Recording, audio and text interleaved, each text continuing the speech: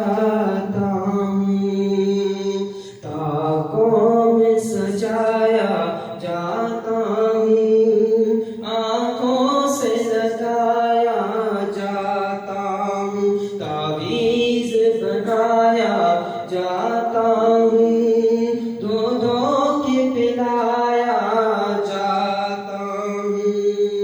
जब कौल कसम लेने के लिए तकरार की नौबत आती है, फिर मेरी जरूरत पड़ती है, हाथों पे उठाया जाता हूँ, फिर मेरी जरूरत पड़ती है, हाथों पे उठाया जाता हूँ।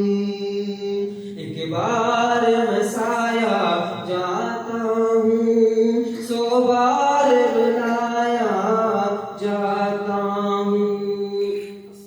ये कुरानी हकीम की फरियाद है आज के माशरे से, आज के मुसलमान से। एक मुसलमान इसका हक नहीं अदा करते हैं। तो आज जब हम अपनी महफिल की